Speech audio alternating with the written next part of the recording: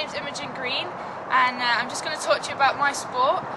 My sport is heptathlon, and currently I hold the Midlands Indoor Pentathlon Champion and also English Schools Senior Women's Heptathlon Champion. Basically, the heptathlon is done over 2 days.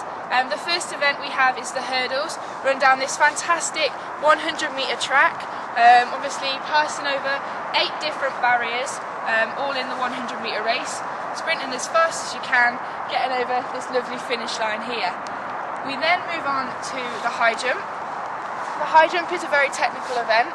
Basically, it just involves running in a circular direction to create the movement and the power that you need to get up and over the bar. The high jump would be in this area over here. Basically, a nice big bed, spongy bed that we can land on for safety. We then go on to the shot put. The shot put is a very technical event. We've got very little space to do it in to create all the power and the momentum you need to push that 4-kilogram shot out as far as you can. Over here we have the shot put circle. As you can see, it's not very big, like I say, to get that power, momentum you need to get the furthest distance possible. We then go for the final event of the 200 metres. 200 metres is run round the track from halfway over that direction. With the 200 metres, it's all about the bend start. The start is the most important thing. If you don't get the right start, then you won't get a very good race. We have to really work your blocks that we use to set them up in the right direction to kind of make sure that you're not having to do excess running around the bend before you get into the home straight. Obviously, when you hit the home straight, you're just running as fast as you can in a balanced motion and really going for it as well as possible. On day 2, after you've kind of had your 4 days and 4 events and your rest, we then go on to the long jump.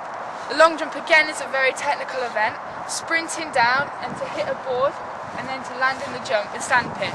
Once you've landed in the sand pit, you then have to make sure you don't fall backwards. Falling backwards means disqualification within that jump, so it won't get measured. Really, the long jump is all about just kind of moving your momentum and your speed to get you that height and power off the board. After the long jump, we then go into the javelin. Again, this javelin is a very powerful event. You have to use your speed and technique to be able to get the javelin as far down the field as possible. The run-up is a nice long run-up. You can have as long as you need. Basically, this run-up over here, where you can see just beyond the shot circle, is the area of which we do. There are actually some javelins out. Javelins for the women are 600 grams. Doesn't seem very heavy, but when it's a long pointy spear, it's really hard to work the technical aspect and get it properly flight. Then our final event comes to the 800 metres, the one that we all love the most.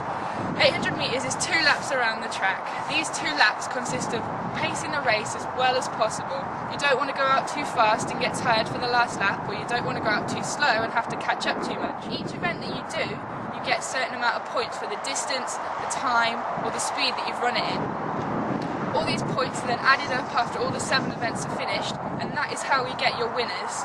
So you get first, second and third like any other race, but it's all on points scores. Obviously, the European point scores are around 5,000, 6,000 points, and then as you get lower down, you get the lower points. Basically, guys, that's the heptathlon, and that's what I do.